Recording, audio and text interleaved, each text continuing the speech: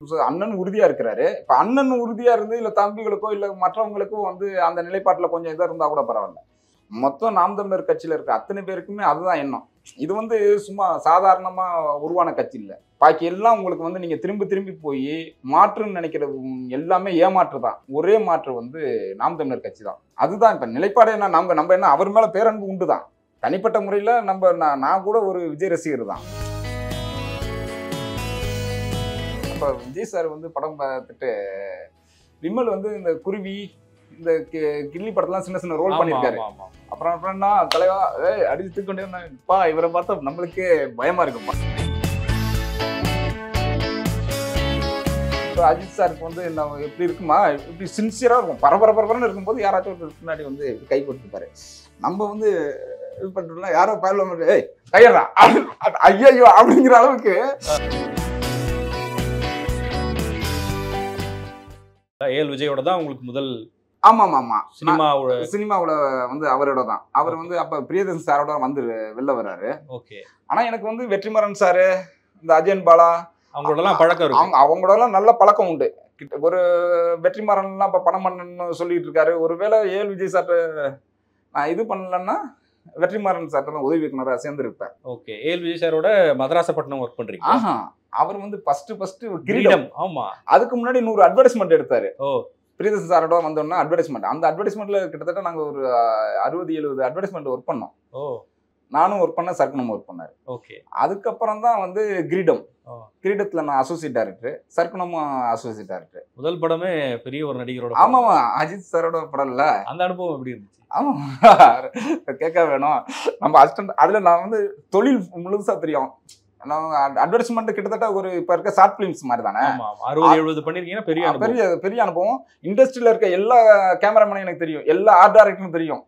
அப்படி எல்லாரும் பெரிய ஆர்டிஸ்ட் எல்லாம் கூட தெரியும். எல்லாரும் இது பண்ணாது. பிரியதர்ஷன் சாரோட வந்திருக்க டெக்னீஷியன்ஸ் எல்லாம் எவ்வளவு சவுண்டா இருப்பாங்க. அப்ப எடிட்டர் ஆண்டனி எல்லாம் வந்து நாங்க அவர்கிட்ட தான் எடிட். அப்ப அவர் படத்துல இல்ல காக்காக்கெல்லாம் பண்ணவே இல்லை. அந்த மாதிரி நல்ல அந்த இப்ப ஜிப்ரான் இருக்காருல்ல. ஆமா. அப்ப அவருக்கு பேரு விஜய்ஜி. அவர் தான் எங்களுக்கு ஜிங்கிள் எல்லாம் போடுவாரு. இப்ப விஜய் ஆண்டனி இருக்காருல்ல ஹீரோ. அவர் விஜய் ஆண்டனி ஸ்டுடியோல தான் வந்து கண்ணன் ஒருத்தர் மியூசிக் டைரக்டர் 2வது படம் எல்லாம் பண்ணாரு. இந்த இது அது பேர் என்ன நம்ம சிவா படம் ஒண்ணு தமிழ் படம். தமிழ் படத்துக்கு எல்லாம் மியூசிக் டைரக்டர் இருக்காருல்ல. அவர் அப்ப விஜய் ஆண்டனி சார் எல்லாம் வந்து நல்ல பழக்கம் தான். ரொம்ப கூச்சப்படுற ஒருத்தர் இருந்தாரு. பெரிய ஹீரோ அவரு. அப்படி எல்லாருமே நாங்க அந்த இண்டஸ்ட்ரியில இது பண்ணும்போது அட்வர்டைஸ்மெண்ட் ஒர்க் பண்ணும்போது இருக்கோம். நம்ம நல்ல ஸ்டாண்டர்டான ஃபிலிம் மேக்கரா நம்மளுக்கே தெரியும் ஒரு கான்ஃபிடன்ட் வந்துடல. அப்படி ஆயிட்டோம். ஆனா நம்மளுக்கு லேபிள் கிடையாது. ஒரு படத்துல கூட நம்ம பேர் வரல. அப்ப பார்த்தா திடீர்னு கிரீடம் வந்து ரிலீஸ் ஆகுது. அதுல நம்ம வந்து அஜித் சார் படம் பெரிய எல்லா இருக்காங்க. அதுல நம்மளுக்கு வந்து இது அசோசியேட் கார்டு எப்படி இருக்கு பயங்கரமா இருக்குல்ல. அப்புறம் உடனே இப்படியே நம்ம படம் பண்ணிடுவா அப்படிங்கிற ஒரு மூடுக்கு வந்துருவோம்ல. அப்படி இருந்தது. அப்பதான் சர்க்குணத்துக்கு படம் கிடைக்கும் போது அதுல கோ டைரக்டர் ஆயிட்டு அடுத்து படம் பண்ணணும்னு சொல்றப்பதான் நம்ம அதுல நடிகன் ஆயிட்டோம். இப்போ ஒரு படம் தான் நீங்க இவரோட பண்றீங்க, கிரீடம் மட்டும் பண்றீங்க. கிரீடம் போய் அடுத்தது போய் சொல்ல போறோம்.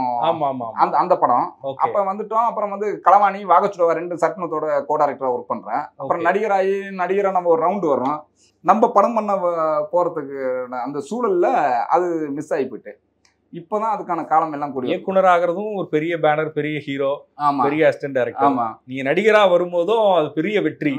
இன்னைக்கு ஒரு அரசியல் கட்சின்னு வரும்போதும் முதல் வாய்ப்புலயே ஒரு வேட்பாளர், ஒரு அங்கீகரிக்கப்பட்ட அரசியல் கட்சி, ஒரு மாநில ஒருங்கிணைப்பாளர். ஆமா, உங்களுக்கான பதவின்னு வரும்போது இது எப்படி எல்லா இடங்கள்லயுமே உங்களுக்கான ஒரு முதல் வாய்ப்பு அப்படிங்கிறது ஒரு பெரிய ஒரு அடையாளமாக இருக்கு. ஒருவேளை நான் வந்து எங்க அப்பா வந்து ஒரு ஆசிரியர். நம்ம வந்து கம்யூனிஸ்ட் அதான் சொல்றேனே ஆறுமுகம்னு 24 வயசு ஒரு இளைஞன் ஆம்பலாப்பட்டில். அவன் வந்து ஒடுக்கப்பட்ட மக்களுக்காகவும் விவசாயத்துக்காகவும் உரிமைக்காகவும் போராடி அவன் வாட்டாக்குடி இரணியனும் அவரும் வந்து சுடப்பட்டு இறந்து போயிடுறாங்க. இப்போ அப்படி ஒரு அவர்கள் அந்த காலகட்டத்தில் இந்த மக்கள் எல்லாம் அவங்கள காட்டி கொடுக்க சொல்லி ரொம்ப துன்புறுத்துறாங்க. அப்போ மக்கள் வந்து என்ன பண்றாங்கன்னா அதை செய்ய முடியாதுல்ல. அப்படி முதல் தமிழ்நாட்டில் 2வது விவசாய சங்கம் வந்து உருவானது ஆம்பலாப்பட்டில். இப்படி ஒரு அரசியல் பின்புலம் உள்ள ஒரு இது ரொம்ப முற்போக்கான கிராமம். அது வந்து அனுபவம்ல பேரறிவு இல்லை. இந்த வாசிக்கிறதுனால நம்ம போய் யார்கிட்ட பேச போறோம் நெருங்க போறோம்னா அவங்களுக்கு டேய் இவன் வேற கொஞ்சம் விஷயம் தெரிஞ்ச ஆளா இருக்கானேன்னு ஒண்ணு ஆயிடுது இல்ல. உங்களுக்கு ஒரு தனி அடையாளம் எந்த கூட்டத்துல போய் பேசும்போதும் அதனாலதான் பாருங்க பாரதிராஜா சார் தான் எனக்கு வந்து கல்யாணம் பண்ணி வைக்கிறாரு. ஓகே. அப்ப அந்த ஒரு மீட்டிங்ல நான் பேசினதுதான் டேய் இவன் பயங்கரமான விஷயம் தெரிஞ்சவன்டா அப்படின்னு ஒண்ணு இருக்குல்ல. அப்ப நான் அசிஸ்டன்ட் டைரக்டர் தான். ஆனா எல்லா டைரக்டரும் என்னைய வந்து உடனே பிடிச்சது.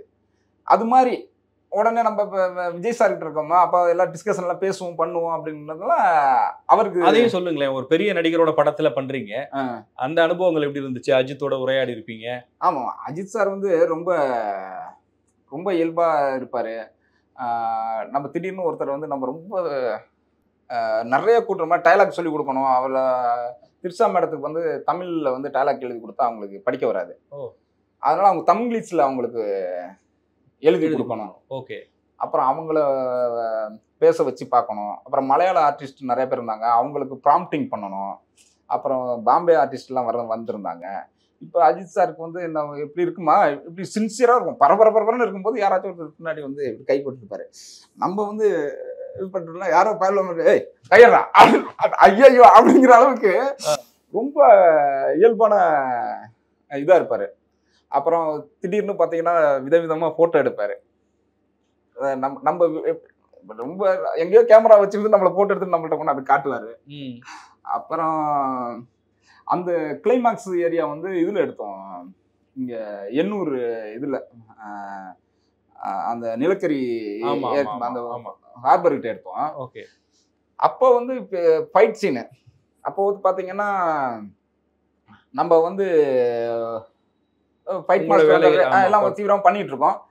இப்போ மாஸ்டர் வந்து அஜித் சார் கூப்பிடலாமா என்ன பண்ணலாம்னா அப்புறம் மேக்கப் மேன் வந்து அது ஃபுல்லாக அந்த இதுக்குள்ளே கலந்து பெறணும். இப்போ அவர் ஸ்கின் அலர்ஜிலாம் வந்தனால வந்துருமே என்ன பண்ணணும் அதெல்லாம் வந்து நாங்கள் மேக்கப் மேன்ட்ட சொன்னேன். ஆனால் அந்த அதுக்கு வந்து ஒரு பவுடர்ஸ் வந்து கொண்டு வரணும். அது வந்து அசிஸ்டண்ட்டில் எடுத்துகிட்டு வரல, ஆள் அனுப்பியிருக்கோம், அதை வந்துடட்டும்னு வெயிட் பண்ணுறாரு. இப்போ அஜித் சார் கொஞ்ச நேரம் பார்த்தாரு. எங்கள் டேரக்டர் கூட வந்து அன்னைக்கு வந்து மாஸ்டர் எடுக்கும்போது கொஞ்சம் ரிலாக்ஸாக வருவாங்களா, அப்போ வரும்போது இவர் அஜித் சார் கூப்பிட்டாரு. நான் திரும்ப என்னன்னாரு, இல்லை மாஸ்டர் இல்லை சார் இது மாதிரி போயிருக்காங்க இது பண்ணுறாங்க, இந்த ஒரு நிமிஷம் நான் வந்துடுறேன் வந்து சொல்கிறேன் மாஸ்டர் கேட்டு வரேன்னு. கொஞ்ச நேரத்தில் நான் சமாளிச்சுட்டு வர்றேன். கொஞ்ச நேரத்தில் பார்த்தா அவர் கேரவன்லேருந்து இறங்கி வந்துட்டாரு. அப்புறம் என்ன மாஸ்டர் போகலாமா ரெடி தானே அப்படின்ட்டாரு.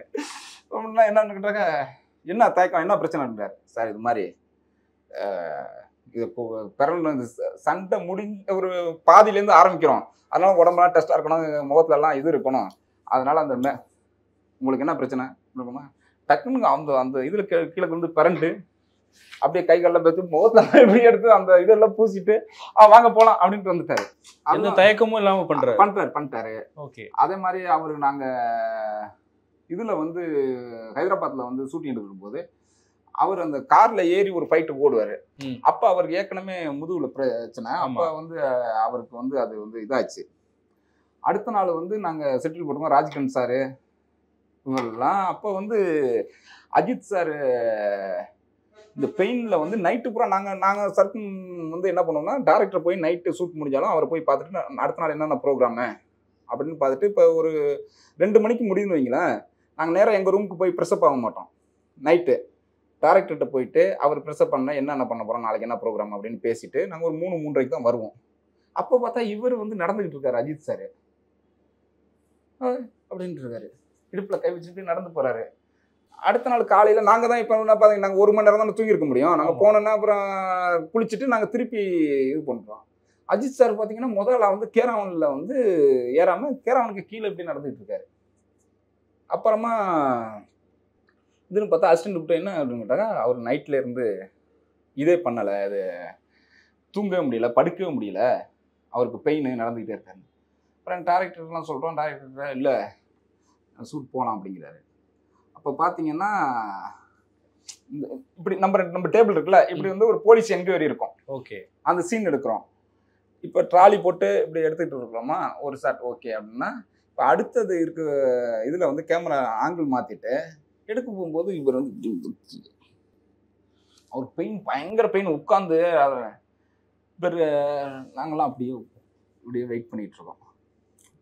இப்போ கொஞ்ச நேரத்தில் அவர் போகலாம் என்னாச்சு இல்லை சார் உங்களுக்கு பெயினாக இருந்தால் பரவாயில்ல, ஆனால் இல்லை நீங்கள் வாங்க அப்படின்ட்டு இது பண்ணுறாரு.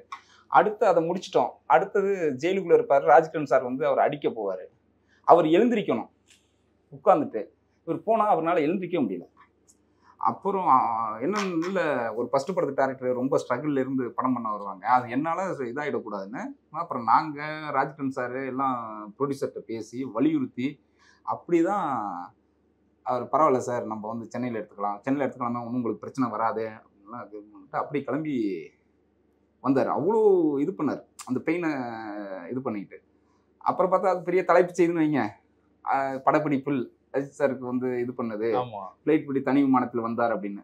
ஆனால் அந்த தனி விமானத்தில் வர்றதுக்கு முன்னாடி கிட்டத்தட்ட ஒரு நாள் ஃபுல்லாக வந்து ஷூட்டிங் ஸ்பாட்டில் வந்து ஒர்க் பண்ணார், பெயினோட, ரொம்ப பெயினோட. அப்புறம் வந்தாக்கா ரொம்ப அவருக்கு இருந்த உயரத்துக்கு அவர் நினைச்சிருந்தா முடியாது, நாளைக்கு பண்ணலாம் அப்படின்னு அப்படியே வந்துருக்கலாம். ஏன்னா அதுக்கப்புறம் பார்த்தீங்கன்னா மருத்துவமனையில் வந்து ரொம்ப நாள் இது பண்ணி அது பெரிய பெரிய இது அந்த அவங்க. ஆனால் அவ்வளோ பெரிய பெயின், அவ்வளோ பெரிய ஃப்ராக்சரு, ஆனால் அதோட ஒரு இன்னும் ஒர்க் பண்ணி கொடுத்தாரு. பொதுவாக விஜய் அஜித் அப்படிங்கிற அந்த போட்டி ரசிகர்களுக்குள்ள எப்பவுமே இருக்கும். ஆமாம் ஆமாம், சின்ன விஷயம் கூட வந்து கவனிப்பாங்க ரசிகர்கள். ஆனா அந்த படத்தோட டைரக்டர் பேர் விஜய். ஆமா ஆமா, அவருக்கு ஏதாவது அதெல்லாம் இருந்துச்சு? அதெல்லாம் யோசிக்கிறாங்க. அது வந்து ஒரு இதுதான். அப்புறம் பாத்தீங்கன்னா எங்க விஜய் இயக்கும் விஜய்னு அவர் தலைவர் விஜய் சார் வச்ச கூட பண்ணாரு. ஆமா ஆமா ஆமா, அந்த அஜித் விஜய் அந்த இது வந்து இப்ப இங்க இருக்கும் போதே எல்லாரும் சும்மா அது ஒரு இதுல கூட எழுதுனாங்க உங்களுக்கு, அஜித்தை இயக்கும் விஜய் அப்படின்னு. அவர் ஏதாவது ரியாக்ட் பண்ணிருக்காரா? அது அந்த மாதிரி ஏதாவது அதெல்லாம் வந்தது கிடையாது. அவர் ரொம்ப ஜாலியான, ரொம்ப மகிழ்ச்சியான, மறக்க முடியாத அனுபவம். ஆமா ஆமா, நிறைய இது அதோட அவர் எடுத்த போட்டோஸ் எல்லாம் சிலது எல்லாம் ரொம்ப நாளா வச்சிருந்தேன் நான். ஒரு பேடு தூக்கிட்டு ஒரு கடற்கரையில வந்து அப்படி ஓடி வர்றது மாதிரி ஒரு ஸ்டில்ல எடுத்து கொடுத்தாரு. Okay okay. அதுக்கப்புறம் கலவாணியோட வெற்றியில விஜய் சாரும் வந்து அந்த படம் பார்க்க வந்தாரு அப்படின்னு நீங்க? ஆமா ஆமா ஆமா, அது எல்லாம் பயங்கரமான விஷயம். விஜய் சார் எல்லா இண்டஸ்ட்ரியே வந்து எல்லாரும் பார்க்க வந்தாங்க. பாக்யராஜ் சார், பாரதிராஜா சார் அப்படின்னு பெரிய டீம் வந்தாங்க. விஜய் சார் வந்தாரு, கனிமொழி மேடம் வந்தாங்க. எல்லாரும் வந்து படம் பார்த்தாங்க. அப்ப விஜய் சார் வந்து படம் பார்த்துட்டு விமல் வந்து இந்த குருவி, இந்த கில்லி படத்தெல்லாம் சின்ன சின்ன ரோல் பண்ணியிருக்காரு. அப்புறம் அப்புறம்னா தலைவா அடிச்சு தூக்கொண்டேப்பா, இவரை பார்த்தா நம்மளுக்கே பயமா இருக்குப்பா அப்படின்னு எல்லாம் பேசிட்டு, இவ்வளவு உயரமா இருக்காரு அப்படின்னு ரொம்ப இது பண்ணாரு, வாழ்த்துனாரு. இது பண்ணி அப்புறம் நிறைய புகைப்படங்கள்லாம் எடுத்துட்டு ரொம்ப நேரம், ஒரு படம் முடிஞ்சு ஒரு அரை மணி நேரத்துக்கு மேல ரொம்ப நேரம் பேசிட்டு அப்படி ரொம்ப வாழ்த்திட்டு தான் போனாரு. ஓகே. கனிமொழி மேடம் வந்து பார்த்தப்ப ஆமா, அவங்க என்ன சொன்னாங்கன்னா, என்ன மேடம் அங்கே அசம்பிளி நடந்துகிட்டு இருக்கு, நீங்கள் வந்து இங்கே திடீர்னு ப்ரோக்ராம் சொல்லிட்டீங்கன்னாங்க. எங்கள் ஊர் படங்க, அவங்க தஞ்சாவூரில் திருவாரூர் பக்கம், அதனால வந்து அப்படி சொன்னாங்க. அதனால எல்லாம் சொன்னாங்க பார்க்க வந்தேன் அப்படின்னாங்க. அவங்களும் ரொம்ப நேரம் நீங்கள் என்ன கூத்துப்பட்டையில் நடிச்சிங்களா என்ன இதுன்னு ரொம்ப நேரம் கைப்பிடிச்சி பேசிட்டு வாழ்த்துட்டு போனாங்க.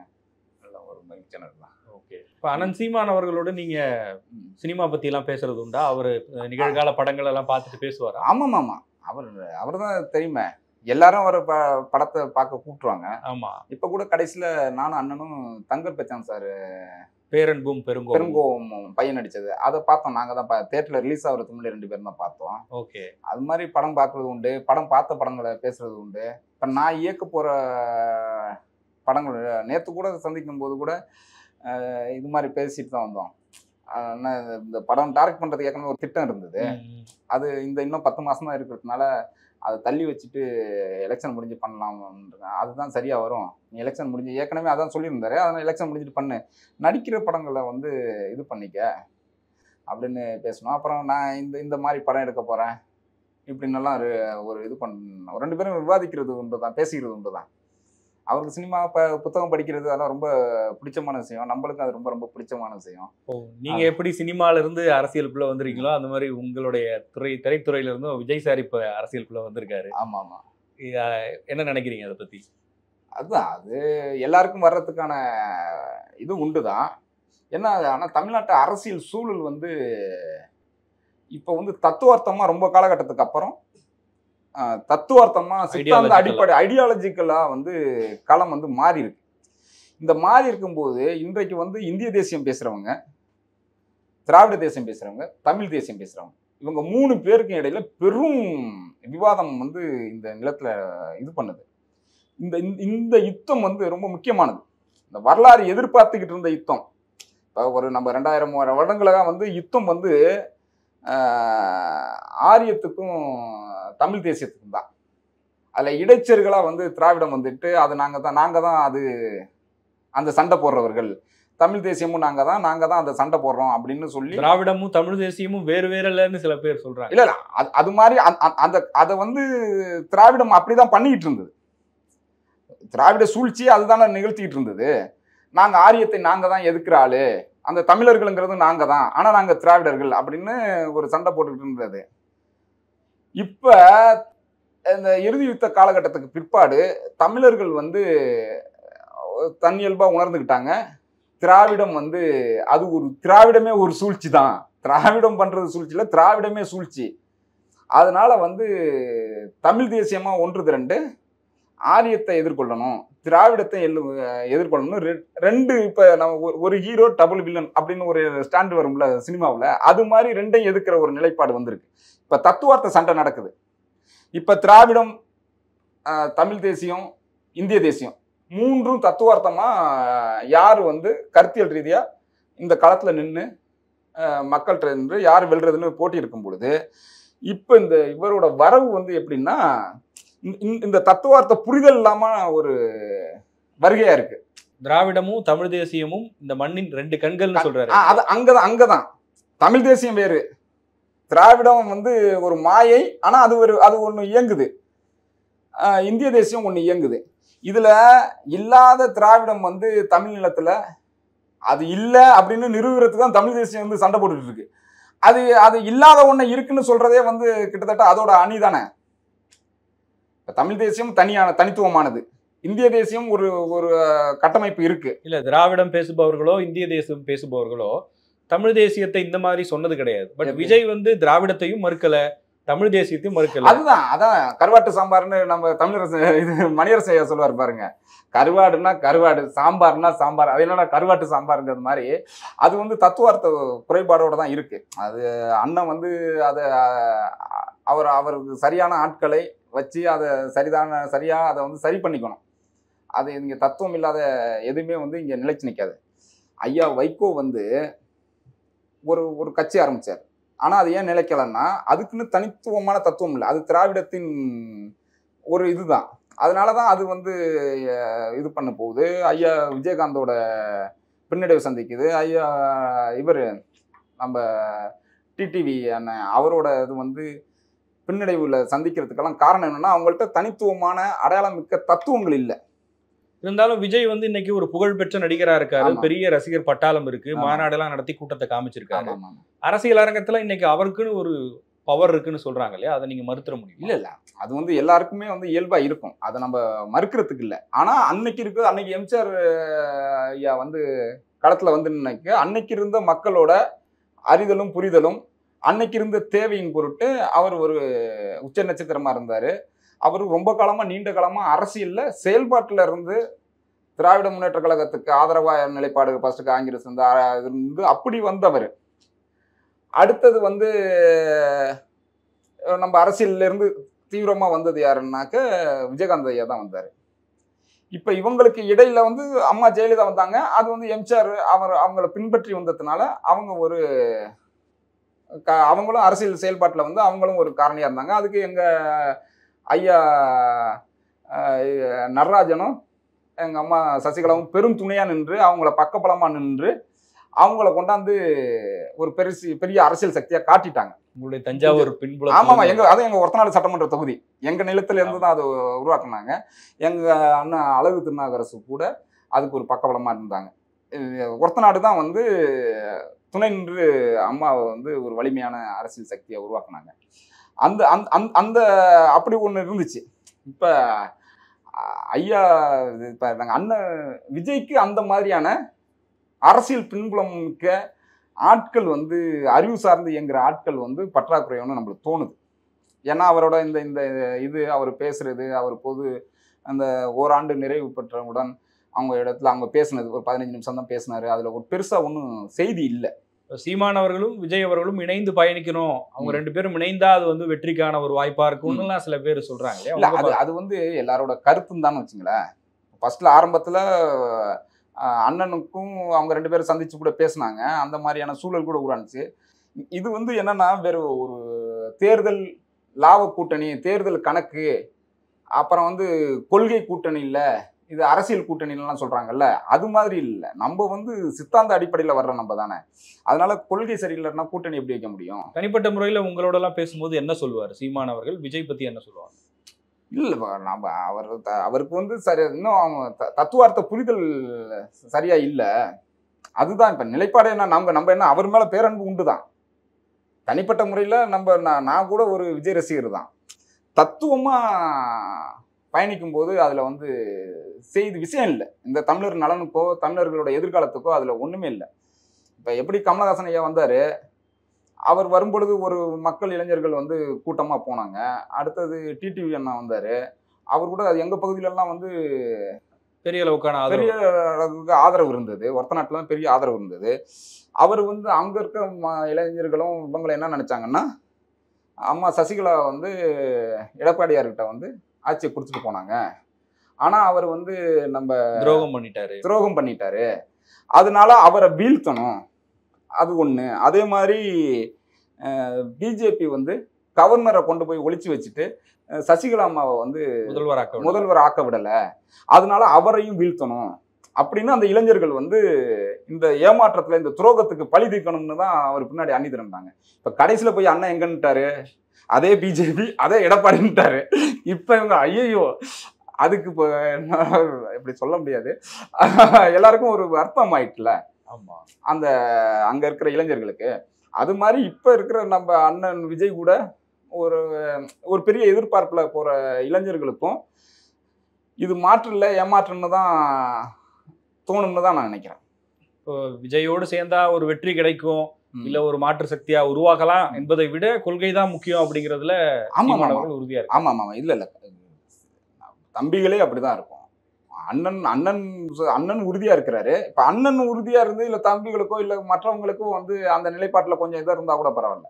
மொத்தம் நாம் தமிழர் கட்சியில இருக்க அத்தனை பேருக்குமே அதுதான் எண்ணம். இது வந்து சும்மா சாதாரணமா உருவான கட்சி இல்லை. இது வந்து அதான் சொல்றோமே, நம்ம ஃபர்ஸ்ட் ஆரம்பிக்கும் போது நம்மளுக்கு கண்ணெல்லாம் கலங்கிட்டு. இப்ப கூட பாருங்களேன், 1.5 லட்சம் பேரை காவு கொடுத்துட்டு இப்ப செம்மணில வந்து தோண்ட வந்து ஒரு தாய் படுத்திருக்கு, எலும்பு கூட, அதுக்குள்ள ஒரு குழந்தை வந்து எலும்பு கூட படுத்திருக்கு. ஒரு பள்ளிக்கூடத்து சிறுவன் வந்து பள்ளி புத்தக பையோட வந்து புதைச்சிருக்காங்க. இந்த மாதிரியான இது வந்து எவ்வளவு பெரிய இன அழிப்பு. இந்த இந்த இன இந்த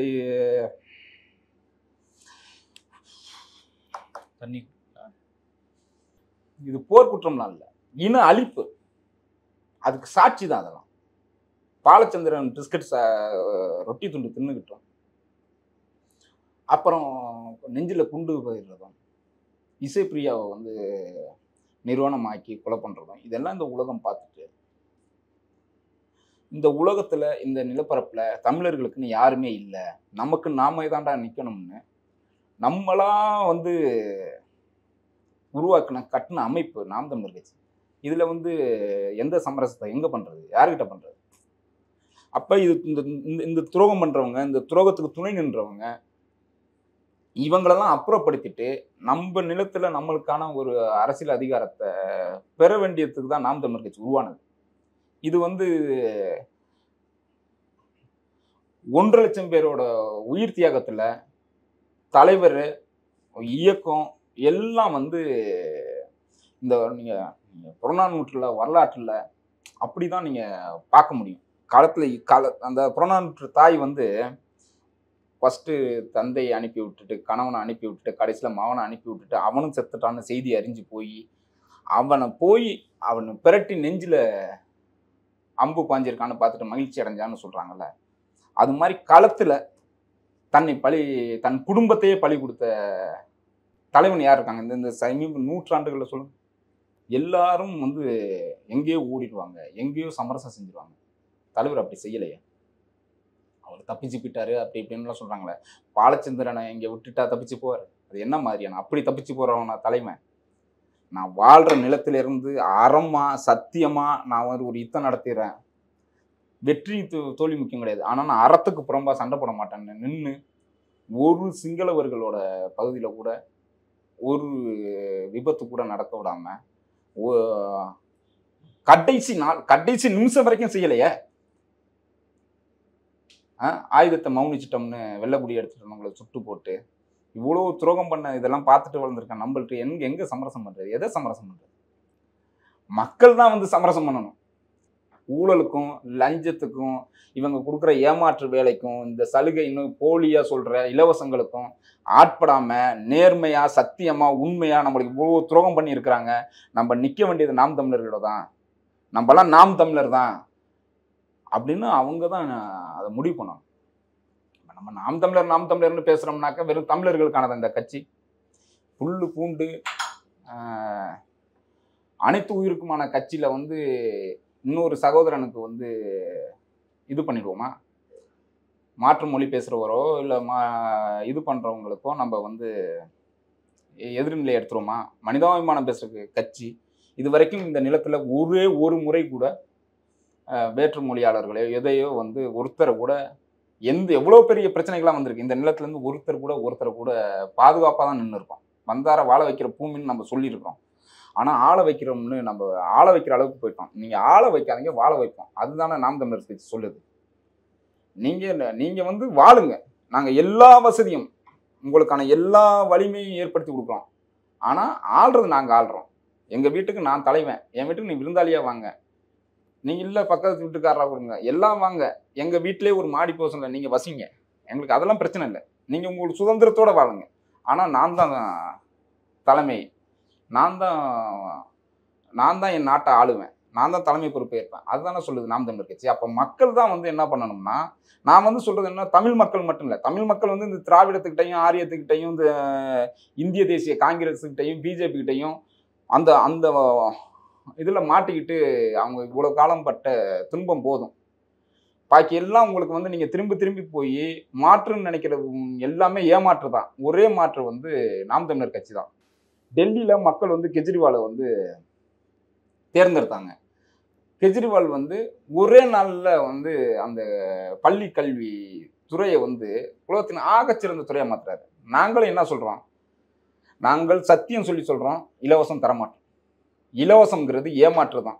இலவசங்களை நாங்கள் முற்றா வெறுக்கிறோம். ஆனால் இலவசம் என்னத்தை தருவோம்னா, அனைவருக்கும் சமமான உலகத்தின் ஆகச்சிறந்த கல்வியை கொடுக்குறோம்.